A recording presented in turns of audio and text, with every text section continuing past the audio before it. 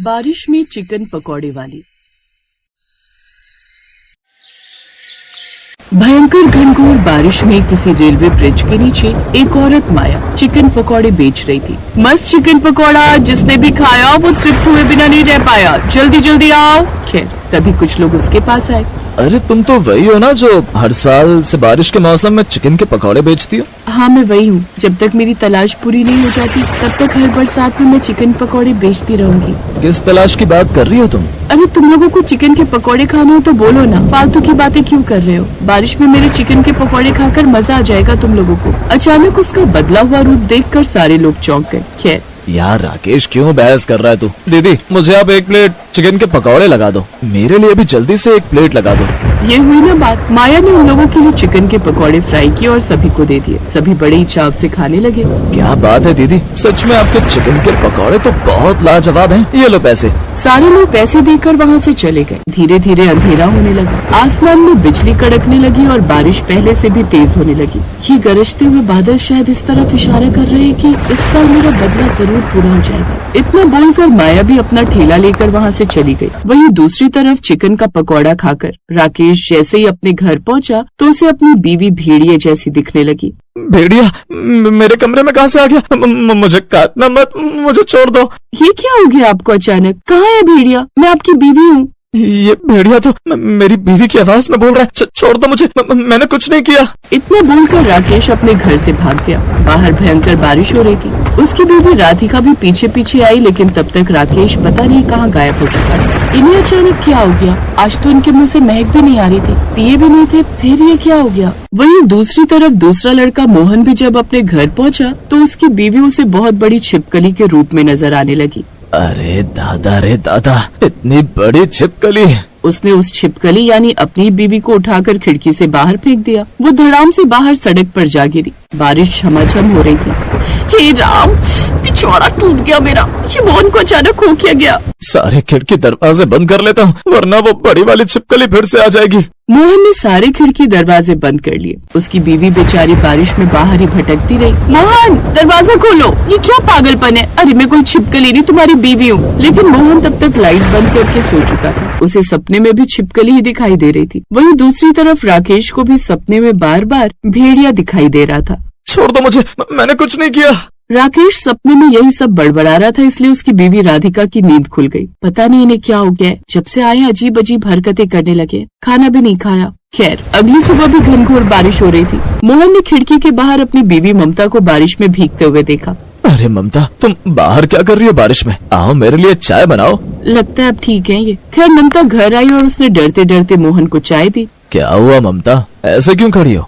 आप तो ऐसा बिहेव कर रहे हैं जैसे आपको कुछ पता ही नहीं। कल रात आप मुझे बार बार छिपकली बोल रहे थे, फिर मुझे उठाकर घर के बाहर फेंक दिया और सारी खिड़की दरवाजे बंद कर लिए। मैं पूरी रात घर के बाहर बारिश में भीगती रही। खैर ममता ने नाश्ता लगाया, लेकिन तभी आसमान से बिजली कड़की और भयंकर बारिश के साथ साथ तूफान भी आ गया। इस तूफान की वजह से लगता है आज काम पर नहीं जा पाऊंगा। और हुआ भी कुछ ऐसा ही। कोई भी उस दिन काम पर नहीं जा पाया। वहीं दूसरी तरफ उसी पुल के नीचे माया भयंकर बारिश में चिकन पकौड़ा बेच रही थी। आज काफी देर हो गई, उस मोहल्ले के वो लड़के नहीं आए। अब तक तो वो लोग तड़पने लगे होंगे मेरा चिकन का पकौड़ा खाने के लिए। कोई बात नहीं, लगता है बारिश की वजह से नहीं आए। मैं ही जाती हूँ अपनी दुकान लेकर। उसने अपने ठेले पर पॉलिथीन डाली और बारिश में भीगते हुए ही उसी मोहल्ले में पहुँच गयी जहाँ वो लड़के रहते थे। माया के गर्मा गर्म चिकन के पकौड़े खा लो बारिश में। उसकी आवाज सुनते ही राकेश और मोहन बारिश में भीगते हुए ही माया के पास। अच्छा हुआ भाभी, हम आपके चिकन के पकौड़े खाने को तड़प रहे थे और तूफान की वजह से आ नहीं सके। सही कह रहे हो भाई, बातों में समय बर्बाद मत करो, जल्दी से पकौड़े लगाओ दीदी।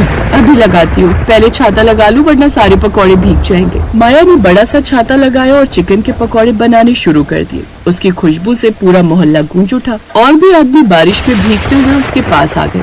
अरे मोहन, राकेश, ये मोहतरमा किस चीज के पकौड़े बना रही है? बड़ी अच्छी खुशबू आ रही है। काका ये चिकन के पकौड़े बहुत स्वादिष्ट बनाती हैं। तो बिटिया 1 प्लेट मेरे लिए भी लगा दो। बारिश में चिकन के पकौड़े खाकर तो मजा ही आ जाएगा।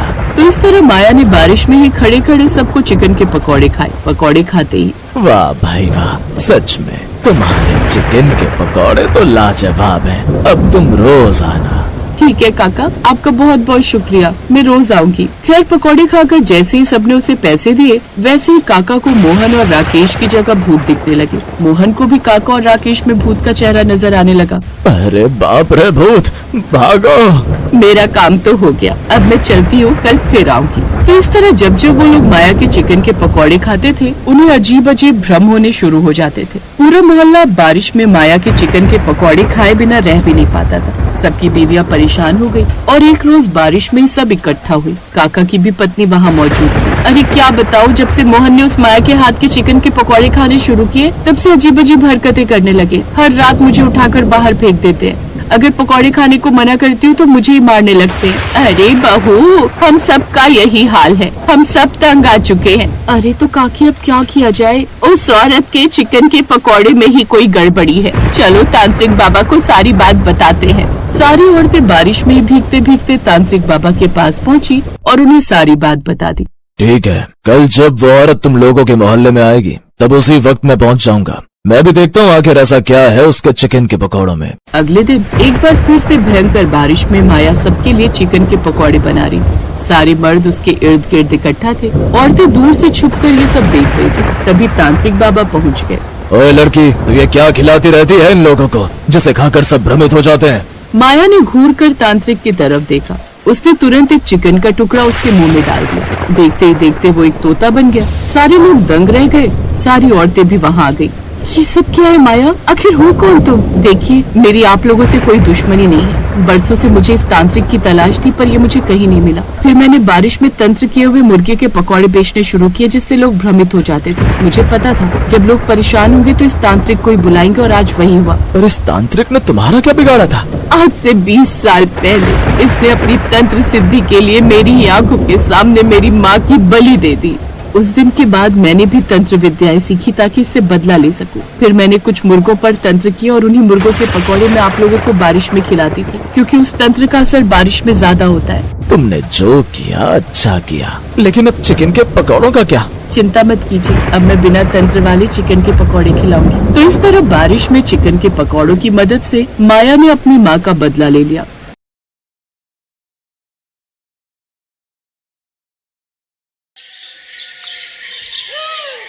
एक गांव में पूनम अपने पति मोहन के साथ रहा करती थी। पूनम और मोहन के 2 बच्चे भी होते हैं, जिनके नाम महक और क्यारा होते हैं। मोहन अमीर चंद जी नाम के एक अमीर आदमी के यहाँ काम करता है। तुम मेरे सभी नौकरों में से बहुत ही ईमानदार और वफादार नौकर हो, और तुम मेरा सभी काम अच्छी तरह करते हो, विश्वसनीय भी हो। धन्यवाद तुम्हारा। अरे साहब, ये क्या कह रहे हैं? धन्यवाद तो मुझे आपका करना चाहिए। आप कितने अच्छे इंसान हैं जो ऐसा सोचते हैं। अमीर चांद जी को मोहन पर बहुत भरोसा था और मोहन भी अपना काम ईमानदारी से करता था। मोहन अपने बच्चों के लिए हर 2 दिन में कुछ न कुछ बाहर से खाने के लिए लाया करता था। ये देखो बच्चों, तुम्हारे लिए तुम्हारे पापा क्या लाए हैं। क्रीम रोल, गरम जलेबी, पूरी कचौरी और मालपुए भी। अरे वाह पापा, क्या बात, मजे ही आ गए आज तो। जी आप भी ना, ये सब दे देकर इन्हें बिगाड़ दोगे। घर का खाना तो इनसे खा ही नहीं जाता, बाहर का चाहे जितना दे दो। वो सब इसी तरह मिलजुल कर खुश रहा करते थे। पूनम बहुत पूजा पाठ करती है। वो हर मंगलवार को पूरी सब्जी बनाकर गांव के भव्य मंदिर में भोग लगाती है और सभी भक्तों में वो प्रसाद बांटा जाता है और सभी को उसके हाथ की बनी पूरी सब्जी बहुत पसंद आती। बिटिया पूनम, तुम्हारे हाथ की बनी पूरी सब्जी सभी को बहुत पसंद आती है। तुम बिटिया हर हफ्ते ही बहुत सारा भोग बनाकर लाती हो और जरूरतमंद लोगों को भी बांटती हो। मां दुर्गा तुम पर अपनी कृपा बनाए रखें। तुम सदा खुश रहो, तुम्हारा सुहाग बना रहे। धन्यवाद पंडित जी, आपका आशीर्वाद सदा मेरे परिवार के ऊपर ऐसे ही बना रहे। इस तरह दोनों की जिंदगी खुशहाल चल रही होती है। लेकिन फिर एक दिन अमीर चांद जी के घर से 10 लाख रुपए की चोरी हो जाती है। अमीर चंद जी बहुत घबरा जाते हैं। वो अपने सभी नौकरों को बुलाते हैं और सभी की तलाशी करते हैं और उन्हें मोहन के थैले से 5 लाख रुपए मिलते हैं। ये देखकर अमीर चंद जी मोहन से कहते हैं, अरे मोहन, तुमने मेरा पैसा चुराया। 10 लाख के सिर्फ 5 लाख हैं। तेरे पास बाकी के 5 लाख कहाँ हैं? अरे बेशरम, मैं तुम पर कितना विश्वास करता था, तुमने ऐसा क्यों किया? तुम्हें पैसों की जरूरत थी तो तुम मुझसे कह देते, लेकिन ऐसा नहीं करना चाहिए था। आज तुमने मेरा भरोसा तोड़ दिया। साहब, मैं कुछ नहीं जानता, मेरा यकीन कीजिए। माता रानी की कसम, मैंने कोई चोरी नहीं की। मेरे थैले में ये रुपए कहां से आए मुझे नहीं पता।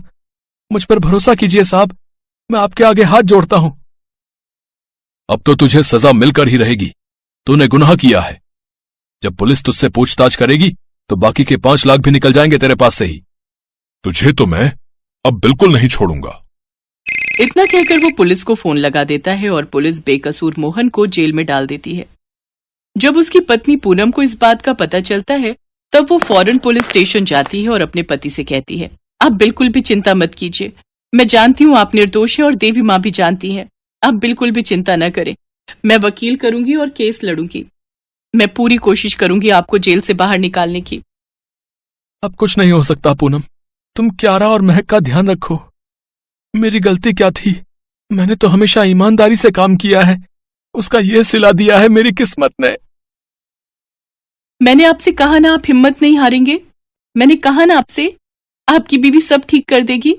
पूनम फिर मंदिर जाती है और अम्बे माँ से प्रार्थना करती है, अम्बे माँ, आप और मैं दोनों जानते हैं मोहन जी ऐसी गलती नहीं कर सकते और ऐसा घटिया काम वो कभी नहीं करेंगे। मुझे अपने पति को निर्दोष साबित करने में आपकी मदद चाहिए अम्बे माँ। अम्बे माँ, आपको मेरा साथ देना होगा। पूनम लॉयर हायर करने जाती है। तभी वो कुछ सोचने लगती है, अम्बे माँ, मैंने ये तो सोचा ही नहीं। वकील को हायर करने के लिए भी पैसे चाहिए, उसका भी इंतजाम करना होगा। अब मैं क्या करूं? इतने पैसे कहाँ से लाऊं? तभी वहां पर महक और क्यारा अपनी अपनी गुल्लक लेकर आते हैं। अपने मासूम हाथों से अपनी माँ को देते हुए कहते हैं, ये हमारी गुल्लक है, आप इसमें से सारे पैसे ले लो। माँ, हम जानते हैं पापा बेकसूर हैं। आप ये पैसे ले लो और पापा को जेल से घर ले आओ। हमें पता है पापा को पुलिस अंकल पकड़ कर ले गए हैं, जबकि पापा निर्दोष हैं। हमारे पापा कभी ऐसा काम नहीं करेंगे क्योंकि वो हमारे पापा हैं। अपने बच्चों की बातें सुनकर पूनम भावुक हो जाती है। पूनम दोनों बच्चों को सीने से लगा लेती है और कहती है, मेरे बच्चे, तुम्हारे पापा को कुछ नहीं होगा। पापा जल्दी घर आ जाएंगे। वो पैसा जुटाने के लिए बहुत चिंतित होती है और वो कई सारे लोगों से पैसे की मदद मांगती है, लेकिन कोई उसकी मदद नहीं करता। वो हार कर एक पेड़ के नीचे बैठती है। तब उसके मन में एक विचार आता है, मैं पूरी सब्जी बनाकर मंदिर में भोग लगाती हूँ और अम्बे माँ की कृपा से और सभी को अच्छी भी लगती है। क्यों ना मैं सब्जी पूरी का एक ठेला लगा लूं और उसे बेचकर जो पैसे आएंगे उसी से मैं वकील हायर कर लूंगी। अब हाँ, यही सही रहेगा। ऐसा करके ही मैं उन्हें बचा सकती हूँ। फिर वो ठेली लगाने लगती है। पूनम ने पूरी सब्जी का ठेला लगाया ही था और थोड़ी ही देर में उसकी ठेली पर काफी भीड़ हो जाती है और सभी ग्राहक पूनम के हाथ की सब्जी पूरी की तारीफ करते नहीं थकते। वो बड़े चाव से खाते हैं। हा, एकदम लाजवाब। पूनम बहन, एकदम लाजवाब बनी है पूरी सब्जी। हाँ, तुम्हारे हाथ में तो जादू है भाई। साक्षात अन्नपूर्णा का आशीर्वाद है तुम्हारे ऊपर। धन्यवाद। इस तरह पूनम बहुत अच्छे पैसे कमाती है और 1 हफ्ते के अंदर लॉयर को हायर कर लेती है। कोर्ट में पेशी होती है। अदालत की कार्रवाई शुरू की जाए। माफी चाहता हूं मैं सर, अमीर चंद जी अभी तक कोर्ट में नहीं आए हैं। तभी अमीर चांद जी वहां आ जाते हैं और कटघरे में खड़े मोहन के पास पहुंचते हैं और उसे गले लगा लेते हैं। सभी इस दृश्य को देखते रह जाते हैं। जज कहते हैं, ये सब क्या है? अमीर चंद जी, भूलिए मत, ये कोर्ट है और इस आदमी पर ही आपने पैसे चुराने का इल्जाम लगाया है। नहीं, ये चोर नहीं है, मोहन बेगुनाह है। ये लीजिए पेन ड्राइव, इसमें सब कुछ कैद है। मेरे कमरे में एक खुफिया कैमरा भी लगा है। ये रिकॉर्डिंग उसकी ही है। मैंने ये सीसीटीवी कैमरा चेक किया तो मेरे सामने सारा सच आ गया। फिर लॉयर और जज वो पेनड्राइव की फुटेज देखते हैं। तब मालूम पड़ता है चोरी तो दूसरे नौकर लखन ने की है और लखन ने 5 लाख ले लिए और 5 लाख मोहन के थैले में डाल दिए, जिससे कि मोहन पर शक जाए। इस सब के बाद कोर्ट केस को खारिज कर देती है और लखन को गिरफ्तार करने का आदेश देती है। मुझे माफ कर दो, जाने क्या क्या कहा तुमसे। मेरे कारण तुम्हें जेल में 1 हफ्ते तक रहना पड़ा, जबकि तुम निर्दोष थे। दुनिया में तुम जैसा कोई नहीं है। तुम अच्छे हो मोहन। सच्ची ईमानदारी तो आपने दिखाई है साहब। लास्ट मौके पर आकर सच को सबके सामने लाने की। आखिर माँ अम्बे ने सब ठीक कर दिया। जय अम्बे माँ। फिर अमीर चंद जी और मोहन फिर से काम करने लगते हैं। पूनम भी पूरी सब्जी की अपनी ठेली बराबर चलाती है और दोनों खूब प्रगति करते हैं।